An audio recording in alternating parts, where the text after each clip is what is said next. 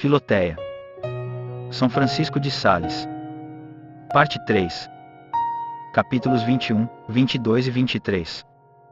Capítulo 21. Avisos e remédios contra as más amizades.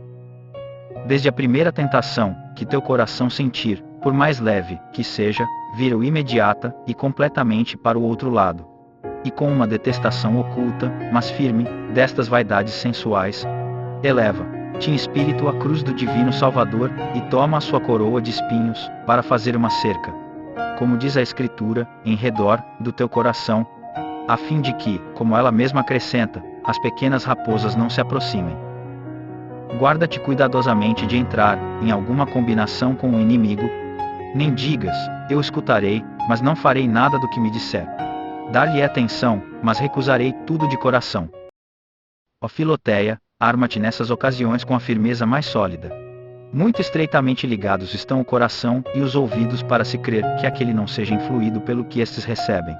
E como é impossível deter uma torrente que se lança pelo declive de uma montanha, também não se pode impedir que aquilo que o amor fez chegar aos ouvidos não caia no coração. Uma pessoa de honra nunca dará atenção à voz do encantador. Se acaso escuta, ó Deus, que funestos augúrios de perversão completa do coração. A Santíssima Virgem perturbou-se à vista do anjo, porque estava só, e muito grandes eram os louvores que lhe trazia, embora viesse do céu.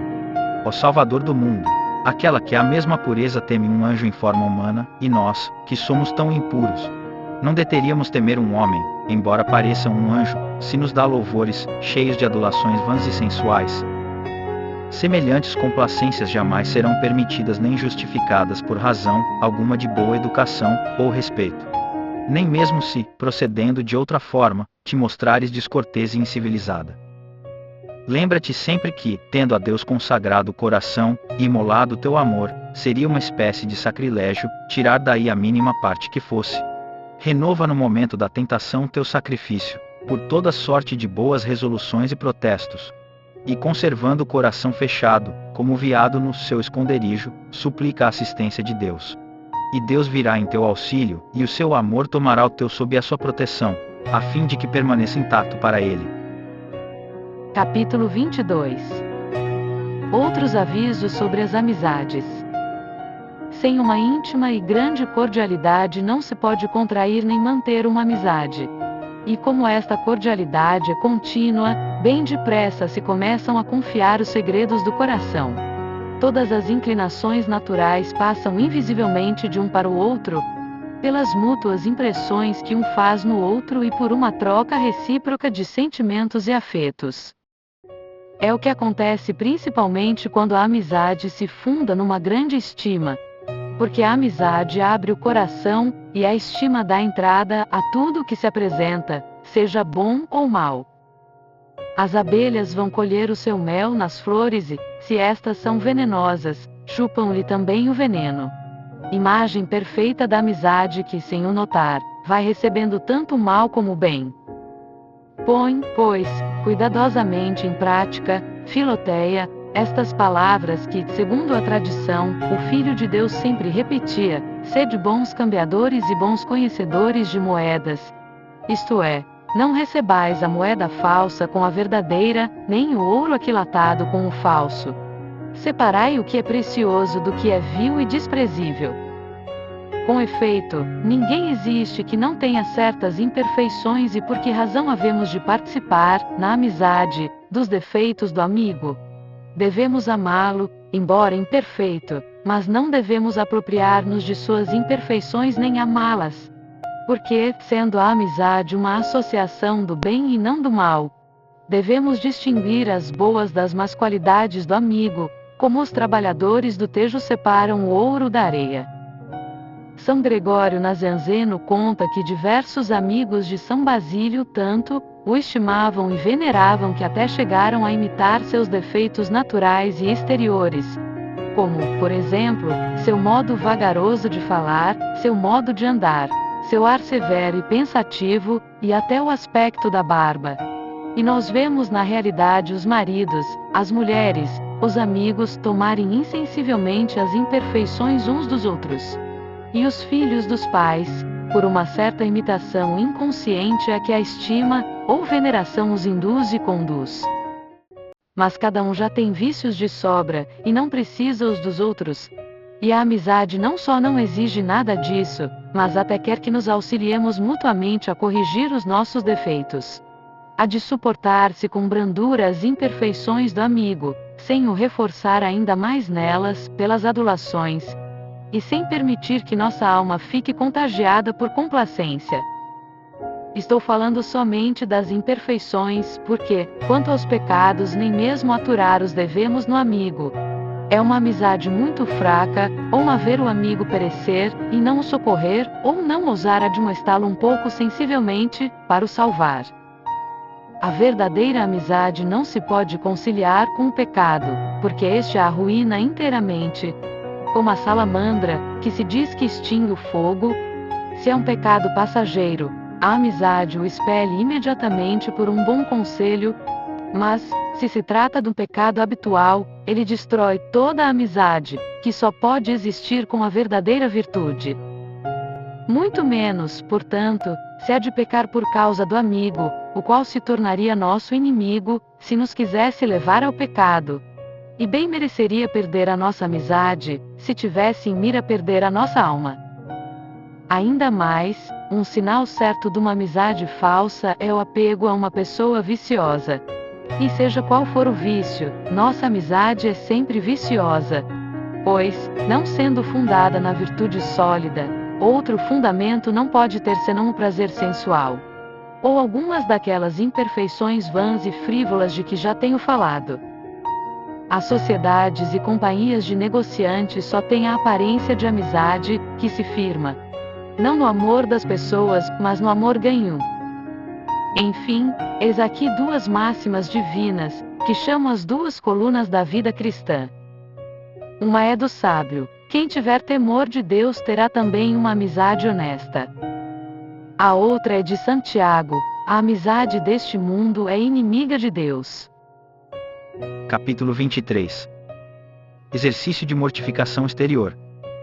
Afirmam os naturalistas que, escrevendo-se uma palavra numa amêndoa ainda intacta, e fechando-a de novo, cuidadosamente, em sua casca, uma vez lançada em terra, todos os frutos que daí nascem trazem escrita essa mesma palavra. Quanto a mim, Filoteia, nunca aprovei o método de certas pessoas que, para reformarem o homem, começam pelo exterior, pelo semblante, pelos vestidos e pelos cabelos. Parece-me, ao contrário, que se deva começar pelo interior. Convertei-vos a mim, diz nosso Senhor, de todo o vosso coração. Meu filho, dá-me teu coração. E de fato, o coração é a fonte das ações, e são estas exatamente qual é o coração. O divino esposo, convidando a alma para uma perfeita união, lhe disse: põe-me como um selo sobre o teu coração, e sobre o teu braço. Nem é sem muita razão que assim fala, pois quem abriga Jesus Cristo no coração, tê-lo-á também em suas ações exteriores, que são representadas pelos braços. Por isso, Filoteia, antes de tudo quisera gravar em teu coração estas palavras sacrossantas: viva Jesus.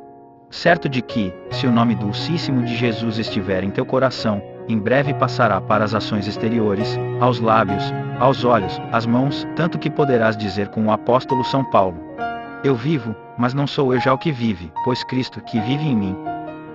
Enfim, quem ganhou o coração do homem ganhou todo o homem, mas esse coração mesmo, pelo qual temos que começar a reformar o homem, precisa de instruções sobre o modo de comportar-se quanto ao exterior.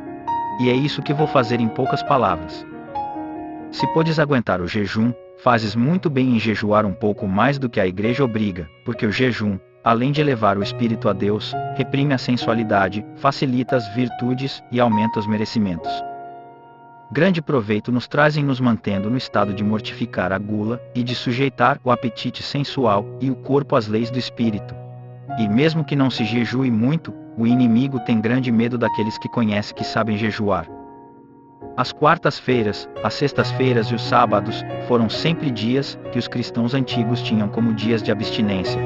Imita-os de algum modo, segundo a tua devoção, e o sábio conselho do teu diretor. De boa mente te diria o que São Jerônimo, disse a Leta, uma senhora de provada virtude: Os jejuns longos e imoderados muito me desagradam, principalmente quando os observam jovens de tenra idade. Sei de experiência que os jumentos, quando estão cansados de uma longa jornada, procuram apartar-se do caminho. Quero dizer que os jovens, que debilitaram suas forças pelo excesso do jejum, se deixam levar facilmente a uma vida cômoda e delicada. Em dois tempos os veados não podem correr bem, quando estão muito gordos e quando estão muito magros. E em duas ocasiões os homens estão expostos a graves tentações, quando o corpo está muito bem nutrido, e quando está mal alimentado. No primeiro caso torna-se rebelde, e no segundo cresce incapaz de tudo, de modo que não podemos carregá-lo, quando está muito pesado, nem ele nos pode levar, quando está caindo de fraqueza. A prática excessiva de jejuns, disciplinas, cilícios e outras austeridades inutiliza os ânimos mais vigorosos de certas pessoas para as obras de caridade, como aconteceu com São Bernardo, que mais tarde muito se arrependeu de sua vida por demais austera. E observa-se muitas vezes que, por ter maltratado demasiado a sua carne no princípio, fica-se constrangido a poupá-la mais tarde. Não teria sido melhor que se tivessem tratado com moderação e uniformidade, e considerando os sofrimentos e trabalhos do seu estado? O jejum e o trabalho abatem e enfraquecem a carne. Se, pois, o teu trabalho é necessário e útil para a glória de Deus, prefiro que sofras o peso do trabalho do que o do jejum, e é este o parecer da Igreja, a qual dispensa dos jejuns prescritos às pessoas que se ocupam muito com trabalhos úteis ao serviço de Deus e do próximo. Se custa jejuar, também não custa menos tratar dos doentes, visitar os prisioneiros, confessar, pregar, consolar os aflitos, rezar e outros exercícios semelhantes. E estas últimas mortificações são melhores que a primeira, porque, além de combaterem a carne, produzem frutos maiores e mais preciosos. Assim, geralmente falando, é preferível conservar mais forças corporais do que se precisa, a extenuá-las mais do que é necessário, porque sempre as podemos enfraquecer, quando queremos, mas nem sempre as podemos restaurar, à vontade. Parece-me que o que devemos fazer é observar aquelas palavras de Nosso Senhor a seus discípulos: comei de tudo o que vos for servido. Penso que é uma virtude muito maior comer, sem escolha, de tudo o que nos apresentam conforme a ordem em que nos apresentam, seja ou não agradável ao nosso gosto, do que em escolher sempre o pior que estiver na mesa. Neste último exercício, é verdade, parece haver mais austeridade, mas no primeiro existe menos vontade própria, renunciando, se não só ao seu gosto, como também à sua escolha. Em seguida, não é pequena mortificação submeter em tudo o seu gosto e sujeitá-lo a todos os pratos, e enfim, esta maneira de mortificação não é ostensiva, não incomoda a ninguém, e é inteiramente conforme às regras da civilidade. Rejeitar uma iguaria, para comer outra, examinar e estar a escolher dentre todos os pratos, não achar nada bem preparado e limpo bastante, e outras coisas semelhantes, tudo isso denota uma pessoa mole, gulosa e pouco mortificada. Aprecio mais a São Bernardo por ter bebido certo dia azeite em vez de água ou vinho, do que se tivesse bebido de propósito água de absinto, porque este fato está mostrando que ele não dava atenção ao que bebia, e é exatamente nesta indiferença do que se bebe e come que consiste a perfeição daquelas palavras de Nosso Senhor: comei do que vos for servido. Devem-se excetuar, contudo, os pratos que fazem mal à saúde ou às funções do espírito, como para certas pessoas as comidas muito quentes ou temperadas, fumosas e flatulentas, e as pessoas que por seus muitos trabalhos, para a glória de Deus, precisam de algum alimento extraordinário. Em uma palavra, sobriedade moderada e constante é muito melhor que uma abstinência austera, mas repassada de intervalos de grande relaxamento. O exercício moderado da disciplina é muito próprio para reanimar o fervor da devoção. O cilício mortifica muito o corpo, mas o seu abuso não convém nem ao estado matrimonial, nem às compleições delicadas, nem a outros estados de muita sobrecarga de trabalhos pesados, poder-se atrasê-lo, com a licença e conselho do confessor discreto, nos dias principalmente destinados à penitência.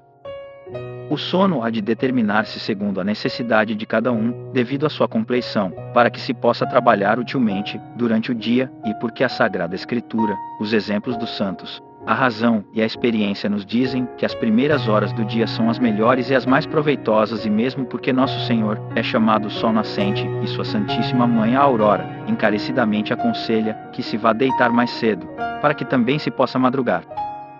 Esse tempo é, sem dúvida, o mais sossegado para o espírito, o mais livre e favorável aos exercícios de piedade e também à saúde. Não nos convidam os passarinhos a levantar-nos bem cedo e a cantar os louvores de Deus. Balaão, montado numa jumenta, estava de caminho para ir falar com o rei Balac, mas, como não tivesse uma intenção reta, esperava o anjo do Senhor com uma espada, para o matar. A jumenta, que viu o anjo, parou 3 vezes, por mais que o profeta a tangesse com uma vara, até que pela terceira vez, deixando-se cair debaixo de Balaão, lhe perguntou: Que vos fiz eu, e por que me bateis assim pela terceira vez? Em seguida, abriu o Senhor os olhos ao profeta, a quem também o anjo apareceu e disse: Por que feriste a tua jumenta? Se ela não se tivesse desviado de diante de mim, eu te teria matado a ti e poupado a ela. Disse então Balaão ao anjo: Pequei porque não sabia que vos oporíeis à minha viagem. Aqui estás vendo, Filoteia, que Balaão, sendo a causa de todo o mal, açoitava, contudo, a sua jumenta, que não tinha culpa nenhuma, e assim sucede frequentemente conosco. Uma mulher, ao ver o seu marido e o seu filho doentes, põe-se a jejuar, a trazer cilícios, a disciplinar-se como Davi fez numa ocasião semelhante. Ah, minha filha, estás a fazer como Balaão, que batia em sua jumenta, afliges o teu corpo, que é inocente de Deus levantar a mão em cólera contra ti. Sobe a fonte do mal, corrige esse coração, idólatra do marido, ou do filho, que deixaste tornar-se escravo de suas más inclinações, e que teu orgulho educou para toda sorte de vaidades. Um homem costuma recair sempre de novo num pecado de impureza, e logo os remorsos lhe sobrevêm, e o fazem temer, como setas da cólera de Deus. Voltando a si exclama: Ah, carne rebelde, corpo desleal, tu me traíste, e descarregas sobre a sua carne a sua indignação, afligindo-a com rigor exagerado. Ó pobre alma, se a carne te pudesse falar como a jumenta de Balaão, ela te diria: Por que me estás ferindo, miserável? É contra ti que Deus se encolerizou, tu és o criminoso. Por que me levas a estas más conversas? Por que empregas meus olhos e os outros sentidos em coisas desonestas? Por que me cegas com imaginações perigosas? Tem bons pensamentos, que não terei más sensações, convive com pessoas de pudor, e a paixão não mais referverá em mim. Ah, tu me lanças ao fogo, e não vês que me queimo, enches meus olhos de fumaça, e não vês que se inflamam. Ah, Filoteia, nestas ocasiões Deus certamente te diz: parte teu coração de dor, mortifica-o, penitencia-o como merece, é contra ele principalmente que me irritei. Sem dúvida, para curar a brotoeja, não é necessário um banho, mas sim purificar o sangue, e no tocante a nossos vícios, embora seja bom mortificar a carne, o principal é sempre purificar o coração. Em suma, a regra geral que te dou é de nunca começar austeras punições corporais sem o conselho do teu diretor espiritual.